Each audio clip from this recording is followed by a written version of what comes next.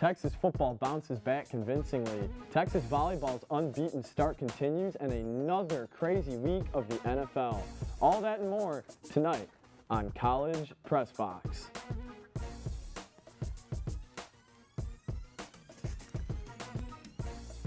Good evening and welcome into College Press Box. I'm Jason Kinander. He is Zach Gueck. On Saturday, the Texas Longhorns played host to the Rice Owls at Darrell K. Royal Stadium, looking to avenge last week's embarrassing loss to Arkansas. Let's take a look at how things went down on Saturday night.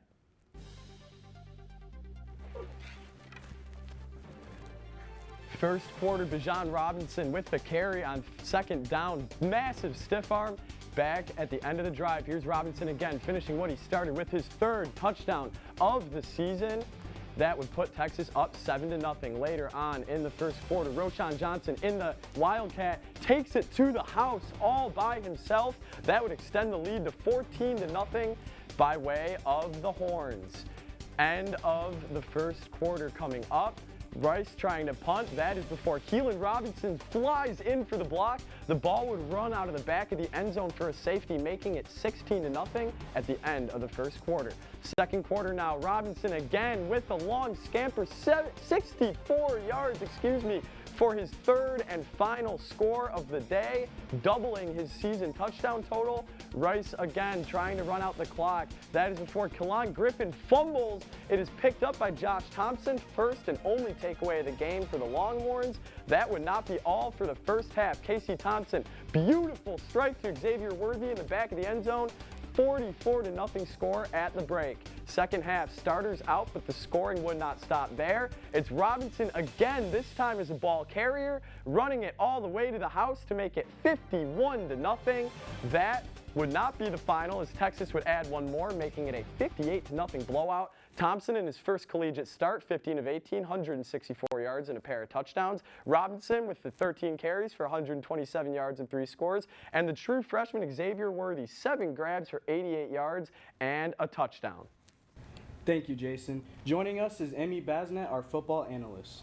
We have some questions. So, what were some things that went right for Texas against Rice? Well, as Texas is wrapping up this non-conference play, they have 3 solid running backs, and I think we saw that in this game. Bazelon Robinson, Roschon Johnson, Keelan Robinson, all very, very, very strong. They also were able to shut Rice out in the red zone, and it is their first shutout for the defense of Texas since 2017. They also used more pre-snap movement, which greatly helped out the offensive line, which has been struggling, especially since Arkansas. I just feel like their offensive line chemistry has just increased insurmountably since Arkansas. And I think, and I hope for Texas, if they want to continue to win and secure wins, that they're going to have to continue to be able to communicate amongst the offensive line. And I also think another notable shout out to Xavier Worthy. I think his chemistry with Casey Thompson just really, we saw those wheels being put in motion and finally having some scoring plays and some completed passes. So, absolutely. Sarkisian mentioned that the offensive line and the line coming together is one of the most important things for Texas football moving forward. How did Casey Thompson look in his first career college start? Right, so there's been a lot of talk about who is going to start for Texas, and Casey Thompson earned his first career start against Rice. And I think here's the good and the bad. The bad opinion on Casey is that, okay, this is a mismatched opponent. He hasn't played against somebody with that caliber of a defense. But even Sark and all the players describe Casey Thompson as a gamer, meaning that maybe he doesn't perform as well in practice, but in games he shows out. He is patient. He is aware in the pocket. He has really good relationships with his team, and you can see that they really trust him. His receivers know where to find him. He's just a humble guy who has worked really hard for the starting spot. His dad played college football. It's in his blood. He's been playing since he was 4. My money is on Casey to continue to start, even though Sark wants Hudson to have playing time against Tech. We'll see if that's just because he doesn't want him to transfer, or if he just wants to see how it continues to play out. But I would bet big money that Casey Thompson is going to continue to be the guy for Texas moving forward. Absolutely. It's going to be real interesting to see how Texas uses both quarterbacks in the rest of the season. Casey Thompson, he moves the ball when he's on the field, and Sarkisian said that in the conference whenever he has the ball, it moves. Whenever Hudson had the ball, it didn't necessarily move as well. And yes, we know it's just Rice, but that's a pretty good confidence booster and a kind of short sneak peek of what we can see from Casey Thompson. So what are some things that Texas needs to do to be successful in their upcoming game this week against Texas Tech? I feel like I'm beating a dead horse here, but the offensive line needs to continue to come together and keep moving forward. I don't want to see any steps back going forward for Texas. Thompson needs to capitalize on the fact that he can make plays when people are blocking him, whereas Hudson Card cannot. Wide receivers need to be where the ball is, and complete passes need to be made. I know that sounds simple, but we have struggled in the past, especially against Arkansas, on receiving those catches. But let's note that Texas Tech almost lost to SFA. They nearly won 28-22. But Texas needs to watch out for the Texas Tech quarterback from Oregon, Tyler Shao. He's going to utilize RPO plays and make Texas play tighter in their coverage. He's just a very big, very physical guy and a very, very respectable athlete. They just need to improve on their pass rush. They need to force more turnovers. That was a little bit difficult to say, but they just really need to be able to rush the passer and force a fumble, and they need Sark has been saying that this is one of the areas that they need to improve on going forward if they want to continue to play and be competitive in the Big 12. But yeah, I think that's what they have to do. Just cohesion amongst the offensive line and just really meet the Texas Tech backs where they're at. I agree. And I agree with her where she said we need to cause more turnovers because, you know, usually the team that gets the most turnovers wins the game, and Texas just hasn't been getting the turnovers. Against Rice, we did get the turnover, but the defense needs to just be a little more aggressive and really just force more turnovers. When we come back, we look at Texas Volleyball's big in-state rivalry win.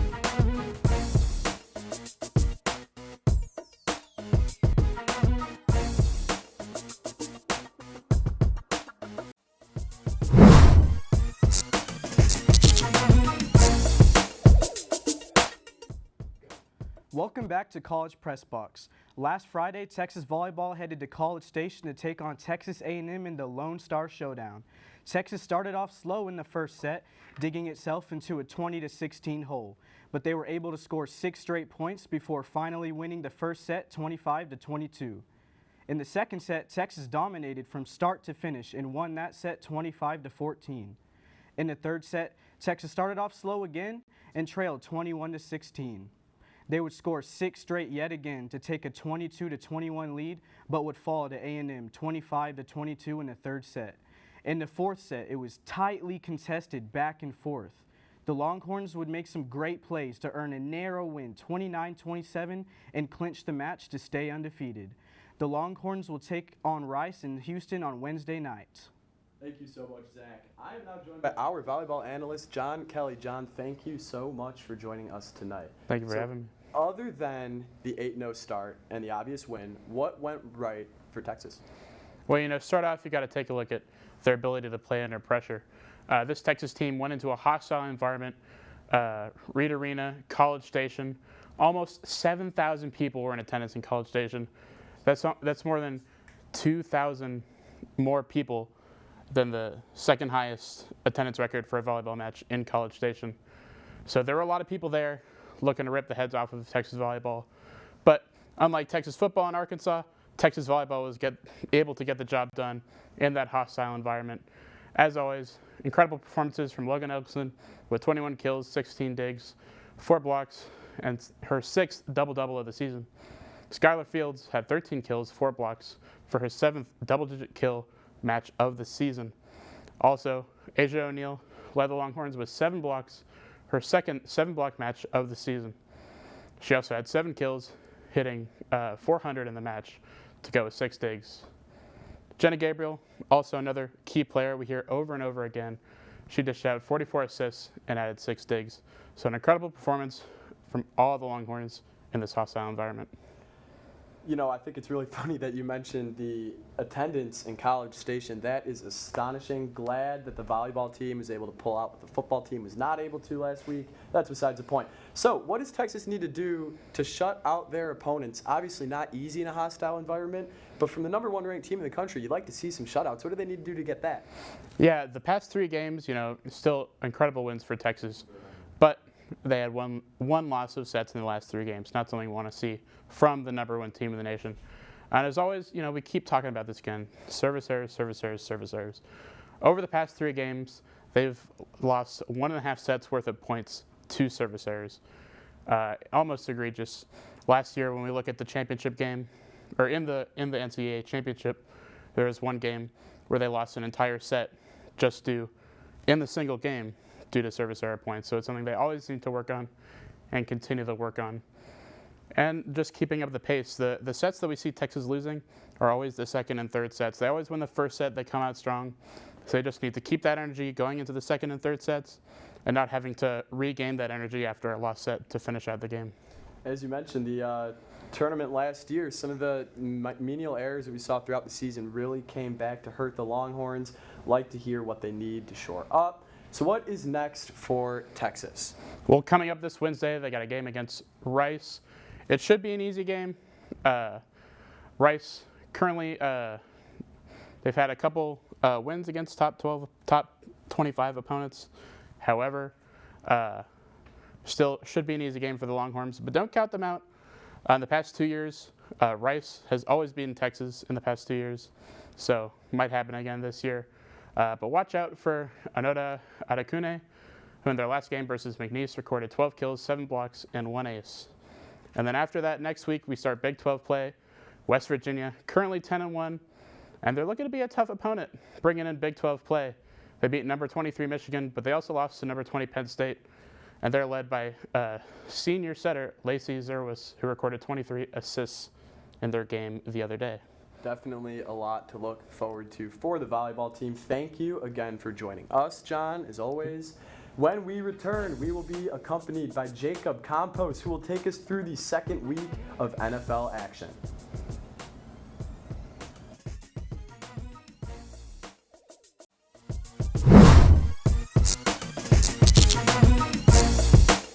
Welcome back into College Press Box. It was another wild week of NFL football in just the second week of the season, and luckily we have Jacob Campos with us tonight to fill us in on all of Sunday's excitement. Welcome back to this week's edition of Unhooked here on College Press Box. This week we'll be taking a look at Week 2 of the NFL, highlighting some of the best games this past Sunday. Let's start in Tampa Bay, where Brady and the Bucs took on the Atlanta Falcons. Starting off on that first play, Mike Evans is going to be completed for a 25-yard pass, going to get that drive rolling, going to get Tampa Bay off to a good start. Later on in the drive, Brady to Gronk for the touchdown. Bucs go up 7 early on in the first. Continuing moving on later in the first, Tampa's going to find Leonard Fournette for a 16-yard gain.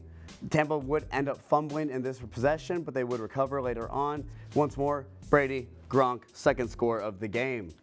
Atlanta, finally needing a breakthrough, is going to pitch it off to Cordell Patterson. Patterson up the gut. That's for 6. It's now a 1-score game. At the end of the first, Matt Ryan, late hit, Carlton Davis, going to be flagged for unnecessary roughness. That's going to go ahead and set up Tampa for a field goal to end the half. Right through the middle, 21-10 heading to the end of the the end of the second.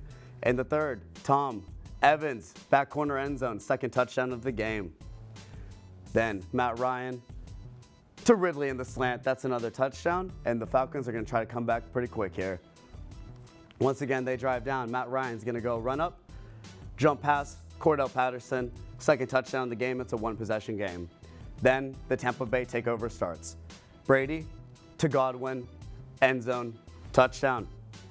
Matt Ryan's going to go ahead and try to get him back in. He's going to force up a pass, picked off by Edwards, who's at the 30. The 20 going to take that all the way back for a pick 6 on the game. Later on, as soon as following this drive, Matt Ryan going to try to force up one more pass today. He's going to get hit. Ball's up. Edwards back at the end zone. Good for you fantasy owners today. Bucs are going to win that 48-25. Now let's head up to the Northwest, where the Hawks clash with the Titans. At the end of the first, Wilson, Chris Carson, one run up the middle. They're going to go up by 15 at the end of the first half.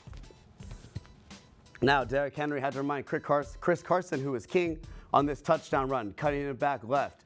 He's going to go ahead and break a tackle, and he's going to fall into the end zone for 6. Titans are going to keep on driving later on, but a blown Randy Bullock kick is going to go ahead and set us up for this play here today. Russell Wilson's going to step back in that pocket. He's going to step up and fire a 68-yard bomb to Swain. Big shot to the Casa. That is 6. Seattle goes up big in the game. So let's see what Tennessee's got. Less than a minute later, and pass off to Derrick Henry. Henry's going to go ahead and break a tackle. He's got an angle.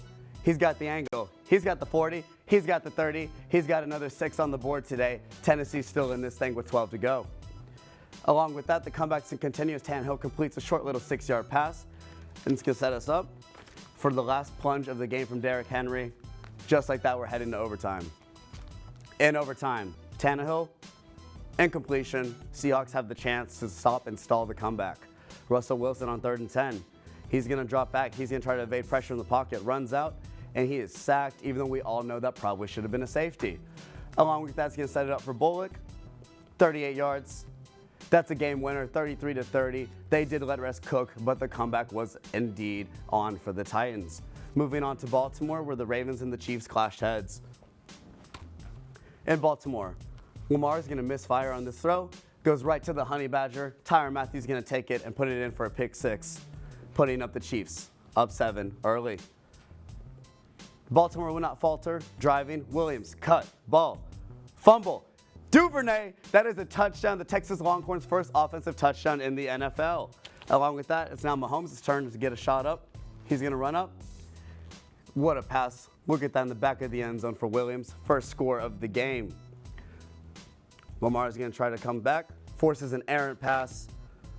Why not 2 for Tyrann Mathieu? Looking rough out there from Lamar still with a couple of turnovers in the first 2 weeks of the season. But the Ravens D would hold tough, letting Murray take it up the middle from the gut to tie up the game, all aboard the L train. Oh, not L, but you know.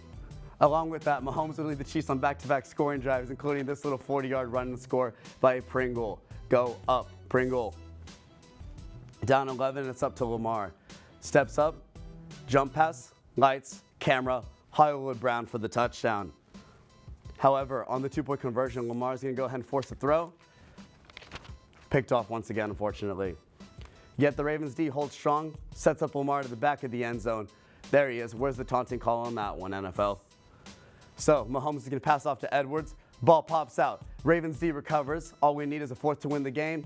Jackson up the gut, ices it, gets his first win ever against Patrick Mahomes. It was a great day for the NFL as all the marquee games lived up to the expectations. 7 teams remain unbeaten as we head into week 3, where I can hopefully win my first fantasy game of the season. Fingers crossed. That's all I have for you tonight on Unhinged. Back to you in the studio, Zach and Jason. When we come back, we take a look over to the NFL, where multiple Longhorns are making their name known.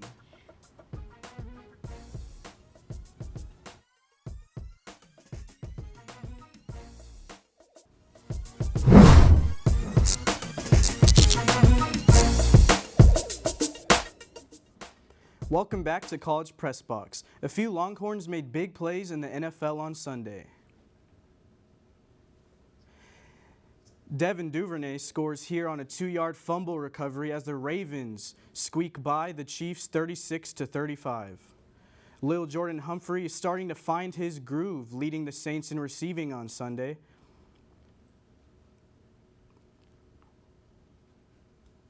And teammate Malcolm Roach of the Saints picks off Sam Darnold, his first of his career, as the Panthers beat the Saints pretty convincingly. The final score 26-7. Texas soccer was able to get above 500 this weekend with a 3-0 win over SIU Edwardsville on Sunday. Lexi Massimo and Trinity Byers each had a goal and an assist in the win. For Massimo, that is her 7th to lead the team. Byers' goal was her 4th of the season. The Texas women's tennis team finishes the Debbie Southern Classic in Greensville, South Carolina with a combined 9 wins. Sophomore Malika Rapalou highlighted day 1 with a win over Duke's 5th-ranked Georgia Drummy 6-2, 2-6, and 6-4. Senior Fernanda Labrania stood out on day 2 with a semifinal win against Eliza Amaru, 6-4 and 6-2 in straight sets, later winning the singles title in her flight against Christina Mayorova of Clemson in straight sets 6-0 and 6-3. Men's golf took 7th place in this weekend's Fighting Illini Classic at Olympia Fields. Cole Hammer led the way with an even par weekend, taking 7th place individually. And additionally, a pair of Texas golf alumni will represent Team USA in this weekend's 53rd Ryder Cup, as Jordan Spieth and Scotty Scheffler were both named as captain's picks by Team USA captain Steve Stricker. Now we'll look at this week in Longhorn sports. Texas volleyball heads to Houston to face the Rice Owls on Wednesday at 6 p.m. on ESPN+. And on Thursday, Texas travels to the Little Apple, Manhattan, Kansas for a showdown with the Wildcats. That game starts at 7 p.m. Saturday, the Texas football team will start conference play against Texas Tech in Austin. The kickoff is set for 11, so be sure to be there or tune in on ABC. And lastly, on Sunday, Texas soccer battles against Oklahoma in Norman. That game is set for 1 p.m.